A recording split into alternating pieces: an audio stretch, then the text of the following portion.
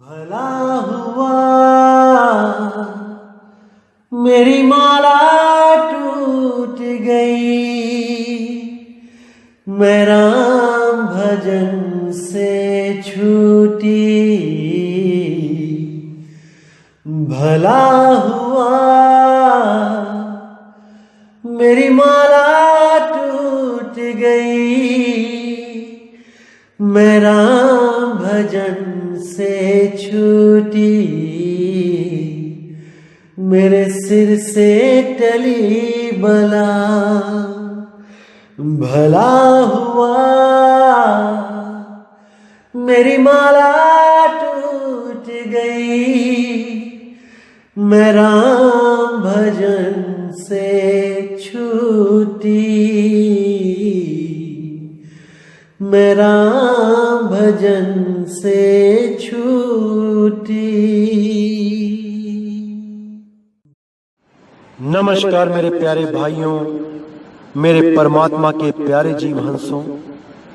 मैं बंदी छोड़ से हमेशा यही अरदास करूंगा कि आप सब मेरे भाई हमेशा हमेशा हमेशा के लिए इतने विवेकी हो जाएं कि कोई भी काल का दूत, कोई भी अधूरा गुरु आपको भ्रमित ना कर पाए। क्योंकि अब मुझे नहीं लगता कि कोई भी आपको भ्रमित कर सकता है।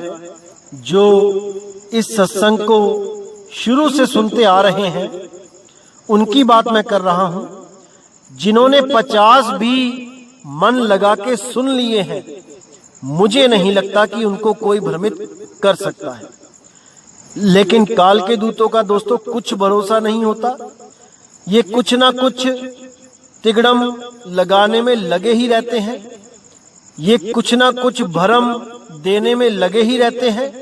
लेकिन आप बिल्कुल चिंता ना करें, हर भरम को खत्म किया जाएगा विवेक के द्वारा, परमात्मा की वाणी के द्वारा। आप बिल्कुल चिंता ना करें, आपका भाई हमेशा आपके साथ है। क्योंकि करोड़ों अरबों खरबों जन्म बीत गए, अरबों खरबों युग बीत गए, हम इन्हीं काल के दूतों के चक्कर में अपना जन्म बर्बाद करते आए हैं। जन्मों जन्म हम इन्हीं अधूरे गुरुओं के चक्कर में अपना जन्म बर्बाद करते आए हैं। मेरे भाई, ये जन्म हमने बर्बाद नहीं करना है। पूरा विवेक लगा दो, जितना परमात्मा ने बख्शा है सारे का सारा। और जहां पे थोड़ी कमी पड़ जाएगी, ये भाई आपको विवेक देने के लिए बैठा ही है। बिल्कुल चिंता नहीं करनी है, केवल और केवल ज्ञान को सच्चे मन से, लगन से सुनना है और समझना है। क्योंकि मेरे भाई बार बार ये जन्म नहीं मिलेगा, ये मौका नहीं मिलेगा।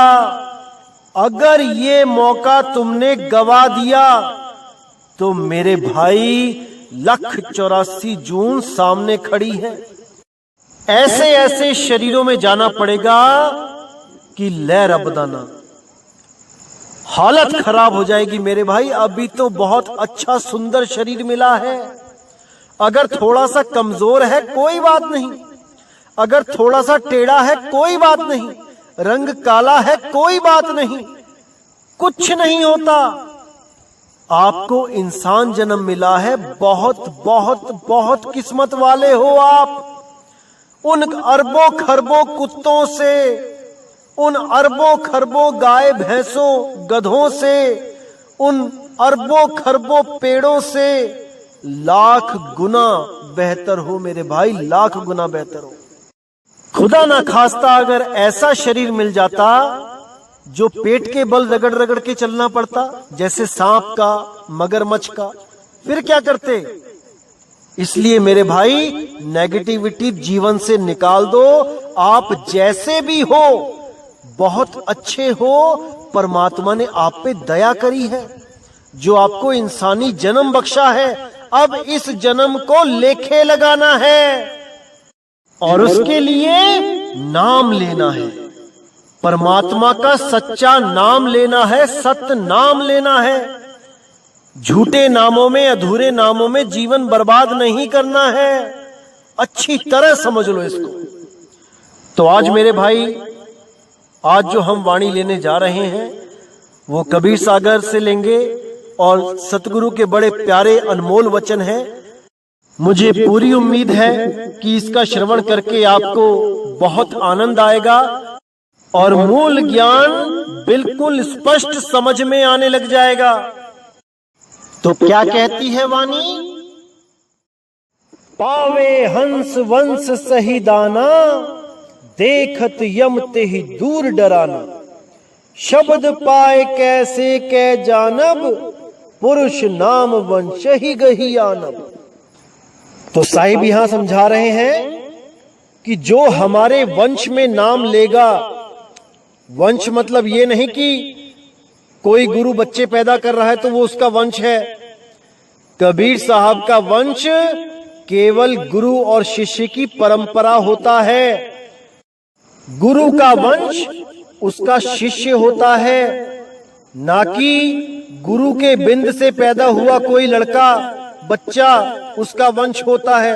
अरे जो साधु भोग में पड़ जाए वो तो साधु होता ही नहीं, वो तो गुरु होता ही नहीं। तो यहां उन वंश के लिए बोला गया है जो कबीर साहब के नाद वंश हैं, यानी जो सत्संग के माध्यम से साधु होते हैं, शिष्य होते हैं, ये उस वंश की बात चल रही है। पावे हंस वंश सही दाना, देखत यम तेहि दूर डराना। जो हंस सच्चे वंश में, सच्चे पंथ में नाम ले लेते हैं और सिमरन करना स्टार्ट कर देते हैं, उनको देख के यम के दूत दूर ही खड़े रहते हैं। वो हाथ नहीं डाल सकते उस जीव पे, क्योंकि उस वंश पे कबीर साहब का पंजा होता है, कबीर साहब का हाथ होता है उस पंथ के सिर पे।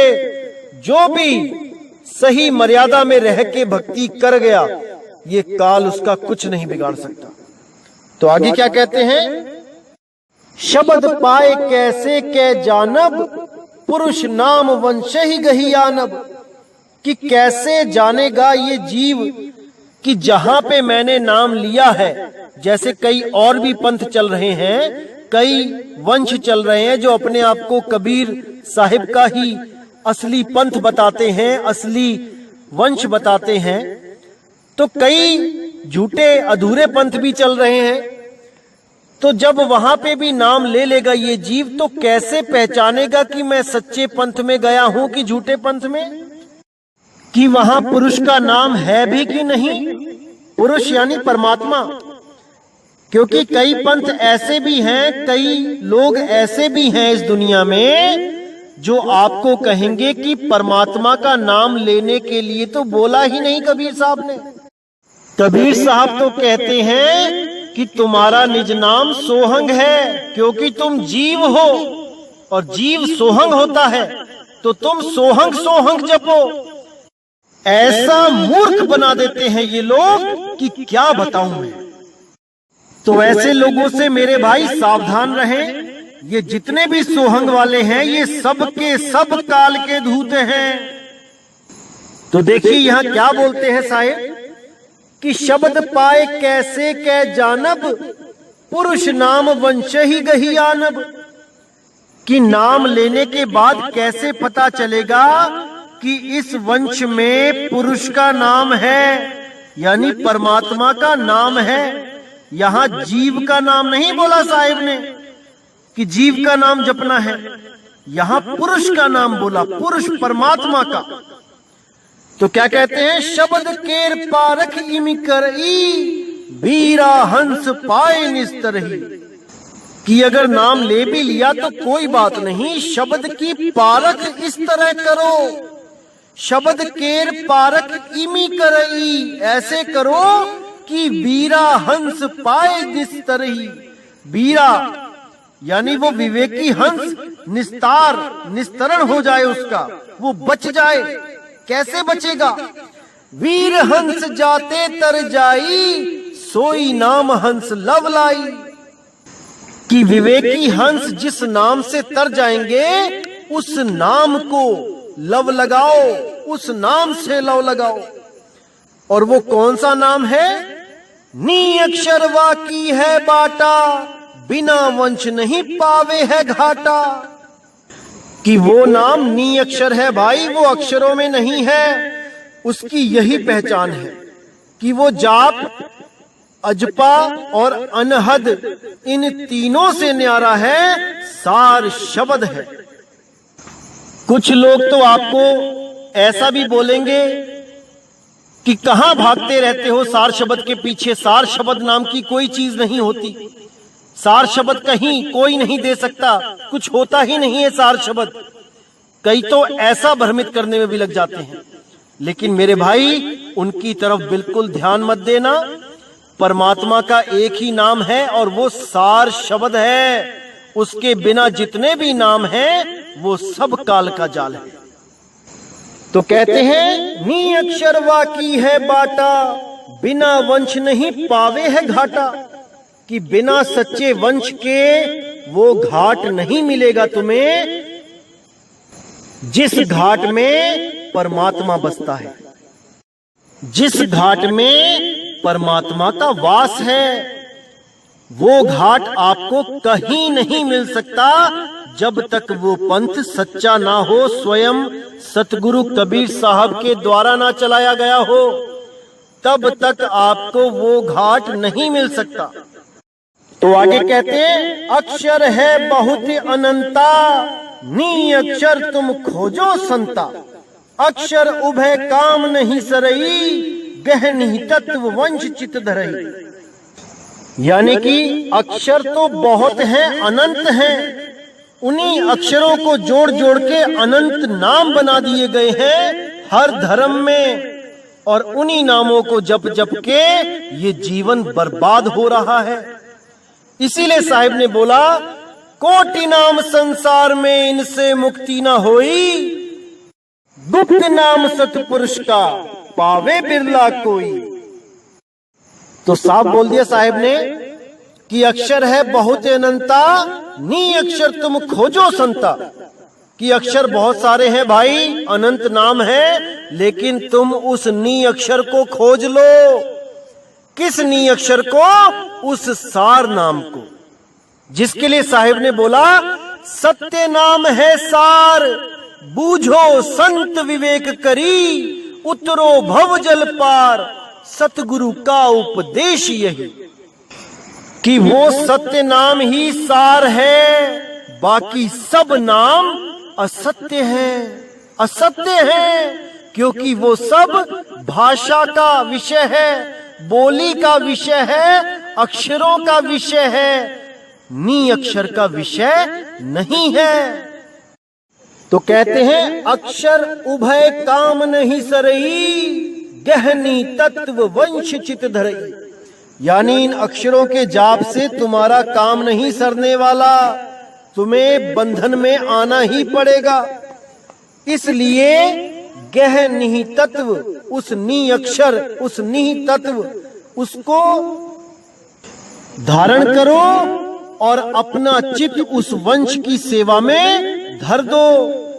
सारा जीवन उस वंश की सेवा में लगा दो जहां सतगुरु ने अपना असली नाम बख्श रखा है, जहां पर वो सार नाम बख्शा हुआ है। और कहीं जाने की जरूरत नहीं पड़ेगी मेरे भाई, केवल और केवल सतगुरु शरण में आ जाओ और अपना कल्याण करवाओ।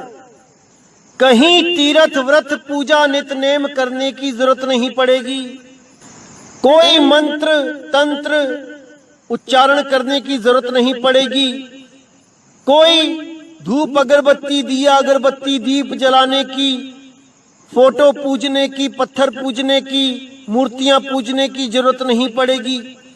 केवल और केवल नी अक्षर में अपनी सुरती को संभाल लो, केवल उस नी अक्षर में समा जाओ, काम बन जाएगा मेरे भाई।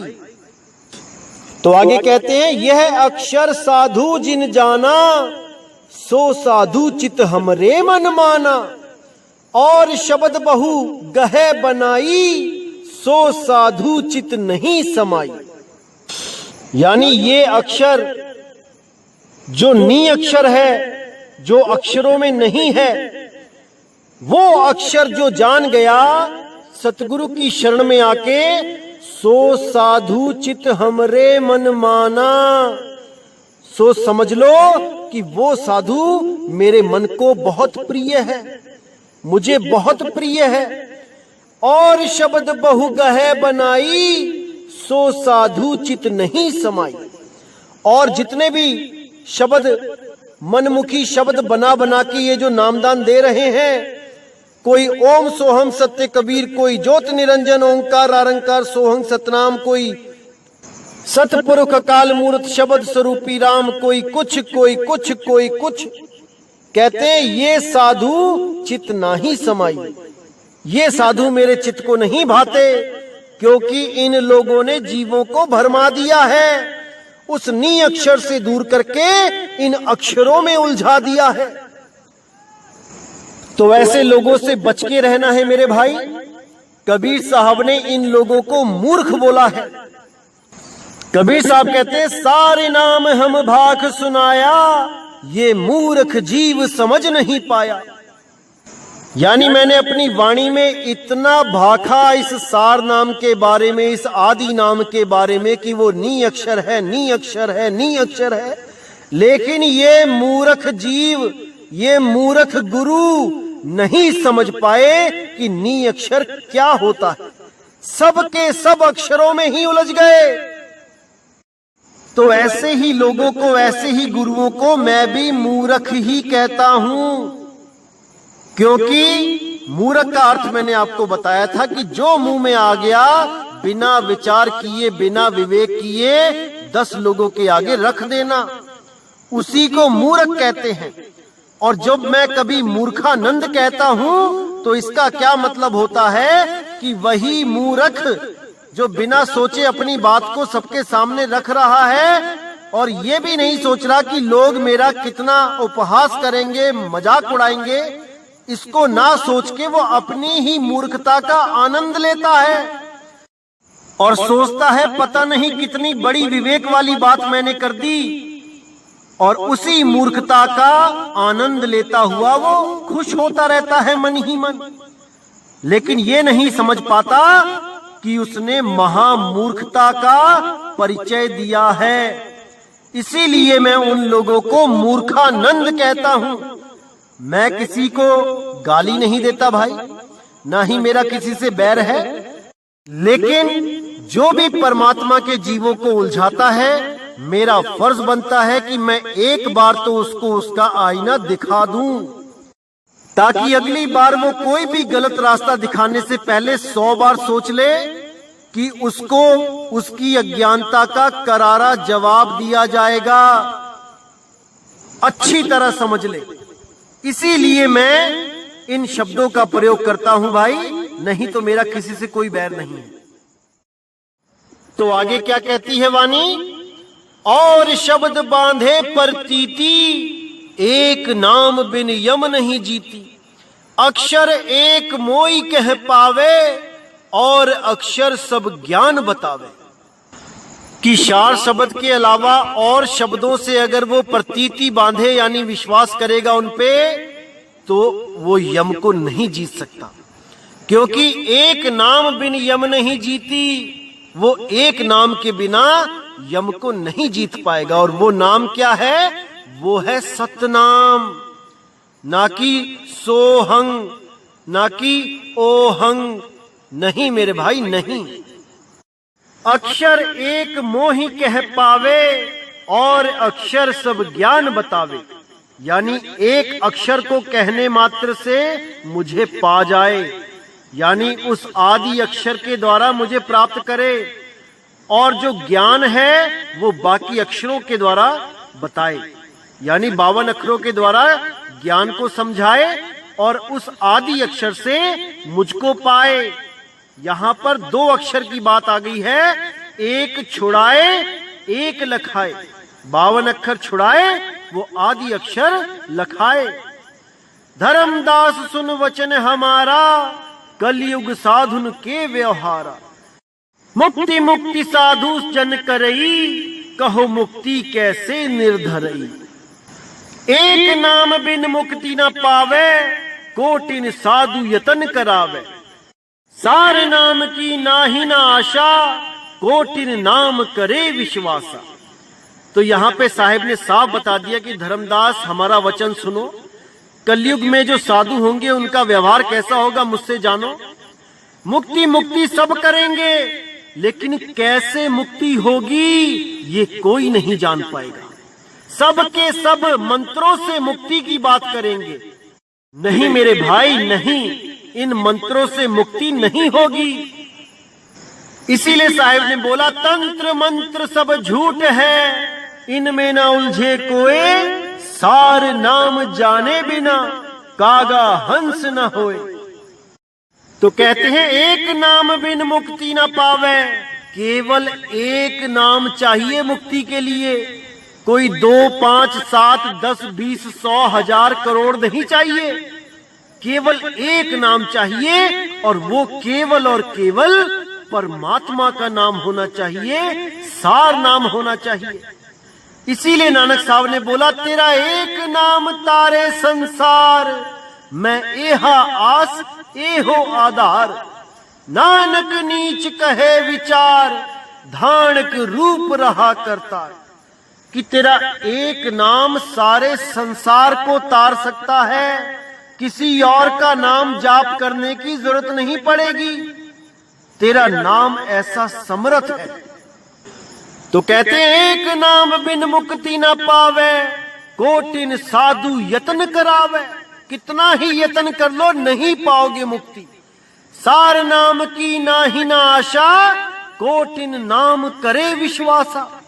कि सार नाम की आस नहीं लगाई और करोड़ों नाम पे विश्वास करके बैठ गए।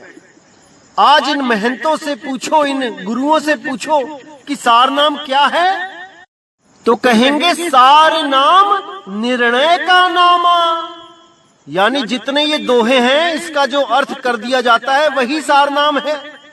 ऐसा मूर्ख बनाते हैं ये लोग कि लै रब दना। तो मेरे भाई इन लोगों से बच के रहना है। जो भी गुरु ऐसा कह दे कि कबीर साहब ने असार बोला ही कहां, सारी वाणी ही सार है, तो समझ जाना उसके पास थोथा ज्ञान है, थोथा। क्योंकि सार नाम 52 अक्षरों में नहीं आता मेरे भाई, वो नी अक्षर नाम है, वो आदि नाम है, वो अबोल वो अडोल नाम है। तो आगे क्या कहते हैं, दया धर्म औरन बतलावे, आपन साधु देख छिपावे। साधु द्वारे ते फिर जाई, साधु रहन नहीं चितियाई। अब देखिए कितनी सुंदर वाणी बोली यहां साहिब ने कि ऐसे ऐसे साधु आएंगे जो दूसरों को तो कहेंगे कि साधु संतों की सेवा करो, यानी हमारी सेवा करो, और दूसरे साधु संतों के पास जाने को भी मना कर देंगे। कहेंगे कि आपने अगर किसी और संत महात्मा का सत्संग सुन लिया तो आपका नाम खंड हो जाएगा। अरे मेरे भाई मुझे एक बात बताओ, जब दूसरे पंथों के लोग आपके गुरु का सत्संग सुनते हैं तब तो आप बहुत खुश होते हो, और जब आपके पंथ का कोई बंदा दूसरों के सत्संग सुनने लग जाए तो आपको पिस्सू पड़ जाते हैं। ऐसा क्यों भाई? आपका पंथ छोड़ के कोई चला जाए तो वो गुरुद्रोही हो जाता है, दूसरे पंथ छोड़ के कोई आपके पास आ जाए तो वो पुण्यकर्मी प्राणी हो जाता है। ऐसा क्यों भाई? तो अपनी ऐसी ही बातों की वजह से ये लोग काल के दूत कबीर साहिब के द्वारा एक्सपोज किए जा रहे हैं। तो साहिब क्या कहते हैं, दया धर्म औरन बतलावे, आपन साधु देख छिपावे। साधु द्वारे ते फिर जाई, साधु रहन नहीं चितियाई। साधु ते साहिब पहचानी, अगम पंथ वह साधु बखानी। यानी साधु द्वार से भी निकल जाएगा फिर जाएगा तब भी उसको कोई पूछेगा नहीं। तो साहिब कहते हैं साधु ते साहिब पहचानी, कि अगर साहिब की पहचान करनी है तो केवल साधु ही करवा सकता है भाई। साधु ते साहिब पहचानी, अगम पंथ वही साधु बखानी।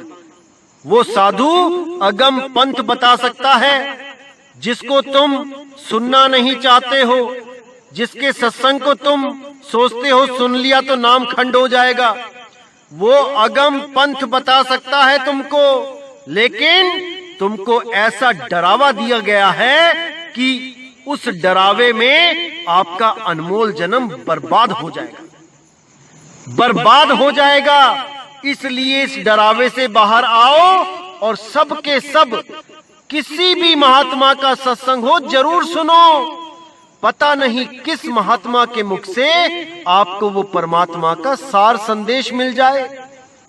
इसीलिए वाणी में बोला, कोई आन मिलावे मेरा प्रीतम प्यारा, हूं तिस पे आप बेचाई। यानी कोई तो मुझे उस मालिक का भेद बता दे, कैसे मुझे उस मालिक से मेरा मिलन होगा मुझे बता दे, कोई भी बता दे। मैं अपना एक एक अंग उसके नाम पे बेच दूंगा। हूं तिस पे आप बेचाई, सब कुछ बेच दूंगा, लेकिन कोई मेरा प्रीतम मुझे मिला दे। ये जरूरी नहीं कि परमात्मा खुद आएंगे आपको बताने तभी आप उस प्रीतम को मिल पाओगे, नहीं।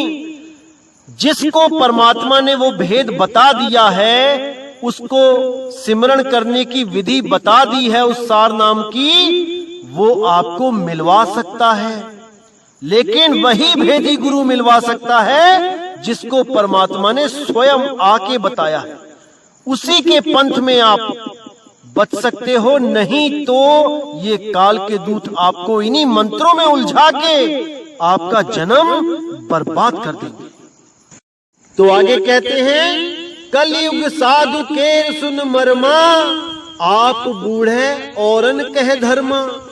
देखी उलटी रीति रे भाई, आप बहे औरन समझाई। यानी कलयुग में ये साधु होंगे, ये बड़े बड़े जो ज्ञानी बन के बैठे होंगे, आप लोगों को तो भक्ति का पाठ पढ़ाएंगे, लेकिन खुद बूढ़े यानी डूबेंगे। आपको तो विश्वास दिलाएंगे कि परमात्मा पे भरोसा रखो, परमात्मा कुछ भी कर सकता है, आपको हमेशा बचाएगा। और खुद रहेंगे जेड सिक्योरिटी में, खुद रहेंगे बंदूकों की छांव में, क्योंकि आप लोगों को तसल्ली देनी है परमात्मा के नाम पे। इनको खुद को विश्वास नहीं है उस मालिक पे, इनको विश्वास है इन पुतलों पे। 5-5, 6-6 फुट की मिट्टी के जो पुतले हैं, बंदूकें लेके खड़े हैं, इन पे इन लोगों को ज्यादा विश्वास है परमात्मा से भी। तो ये जितने भी जेड सिक्योरिटी वाले बाबे हैं, ये सब के सब खुद तो डूब रहे हैं और लोगों को तरने का आस बांध रहे हैं कि तुम तर जाओगे, हमसे नाम लेके निडर हो जाओगे, और खुद डरे हुए रहते हैं। तो आगे कहते हैं, वंश नाम ले जग को ठगही, विषय विकार में बहुविधि लगही। यमदूतन ते करिय स्नेहू, मम हंसन ते करी है द्रोहू। यानी वंश का नाम लेके कि हम कबीर पंथ के वंश हैं, हमारे पूर्वजों को कबीर साहब ने वचन दिया था कि तुम्हारे इतने वंश राज करेंगे, गुरु बनेंगे। ये सब पाखंड है मेरे भाई, ये सब आपको धोखा दिया जा रहा है। कबीर साहब ऐसा वचन किसी को नहीं देकर गए, किसी को नहीं देकर गए। इतने साधु संतों को मिले हैं कबीर साहब, एक को भी वचन नहीं दिया कि तेरे बच्चे गुरु बनेंगे। अरे मेरे भाई, गुरु का बच्चा शिष्य होता है, गुरु भोगों में लिप्त नहीं होता है। कल का जो मैंने सत्संग किया था साधु के लक्षण, वो मैंने आधे अभी बताए नहीं हैं, वो मैं तब बताऊंगा जब मृतक भाव के ऊपर सत्संग किया जाएगा। तब इन गुरुओं की सारी पोल खुलेगी कि कैसे ये लोग साधु बने हुए हैं, भोगों में लिप्त हैं, बच्चे भी पैदा कर रहे हैं और गुरु भी कहा रहे हैं। तो क्या कहते हैं साहिब, वंश नाम ले जग को ठगही, विषय विकार में बहुविधि लगही।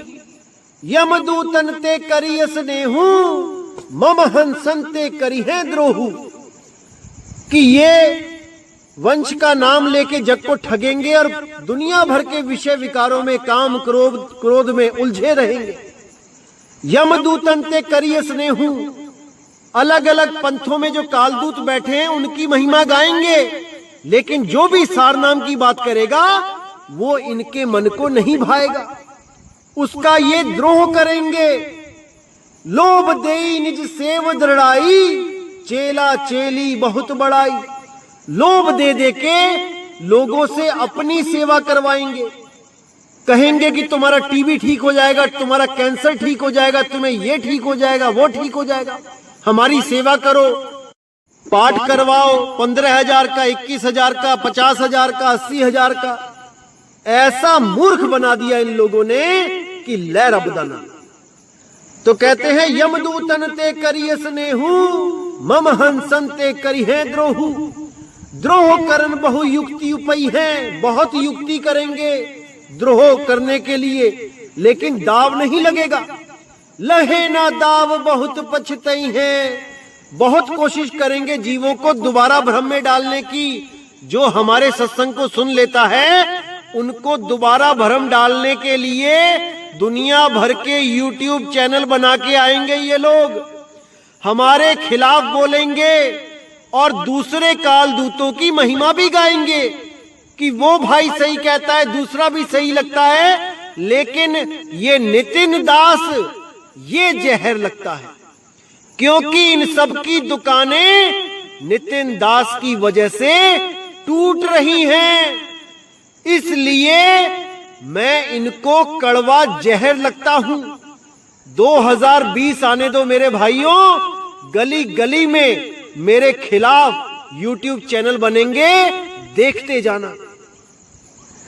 तो क्या कहते हैं, द्रोह करन बहु युक्ति उपई है, लहे ना दाव बहुत पछतई है। लोभ देई निज सेव दृढ़ई है, चेला चेली बहुत बड़ई है। पुनितिन संग कुकर्म सु करी है, करी कुकर्म नरक में परी है। बहुत से चेला चेली बना के उनके साथ कुकर्म तक करेंगे ये लोग, उसके बाद नरक यानी जेलों में जाएंगे। पुनितिन संग कुकर्म सु करी है, करी कुकर्म नरक में परी है। जो कोई हंस शब्द मम गही है, तिनको देखत मन ही जरी है। जो कोई मेरा निज नाम निहि अक्षर नाम इसकी महिमा गाएगा, उसको देख के ये मन ही मन जलेंगे। साधु महंत बहु भेषाधारी, करी है ठगी होए मिथ्याचारी। तो ऐसे साधु संत बहुत मिलेंगे, भेष धारण करने वाले बहुत मिलेंगे, लेकिन मिथ्याचारी होंगे ये लोग। और जो भी परमात्मा के सच्चे नाम उस सार शब्द की महिमा गाएगा, ये सब उससे राड़ बढ़ाएंगे, झगड़ा ठानेंगे। इसीलिए साहेब ने बोला, जो कोई मम शब्द प्रगटे हैं, तिन संग सो रार बड़े हैं। अस साधु मेहनतन की करनी, के तक सुनाऊं तो ही वर्णी। कि मैं तुझे क्या बताऊं धर्मदास, जो भी मेरे सार शब्द की महिमा गाएगा, ये सब उससे रार बढ़ाएंगे, उसको नीचा दिखाने की कोशिश करेंगे, उसको झूठा बताने की कोशिश करेंगे, उससे झगड़ा ठानेंगे, गालियां तक देंगे। लेकिन जो सच्चा हंस होगा वो मेरे इस प्रचारक की, मेरे शब्द की महिमा गाने वाले की बात को अच्छी तरह समझेगा और सत्य का साथ देगा, असत्य को त्यागेगा, तभी मैं उसको इस भवजल से पार कर पाऊंगा। अगर वो पक्षपात कर लेगा और मेरी वाणी को नहीं समझेगा, तो मैं चाहकर भी उसको पार नहीं कर सकता। तो धर्मदास, ऐसा समय आएगा जब घर घर में सतनाम का डंका बजेगा। वो समय अब आ चुका है, वो समय अब आ चुका है मेरे भाई। अब विवेक बढ़ा लो और इस जन्म मरण से हमेशा के लिए मुक्ति पालो। अगर अभी भी नहीं समझे तो मेरे भाई कभी नहीं समझोगे, कभी नहीं। इसीलिए कहता हूं अच्छी तरह सत्संग को समझो, विवेक बढ़ाओ और जन्म मरण से मुक्ति पाओ। तो मेरे भाइयों, आज का सत्संग मैं यहीं समाप्त करता हूं और अगला सत्संग बहुत जल्दी लेके आऊंगा। तो इसी के साथ मुझे विदा करें।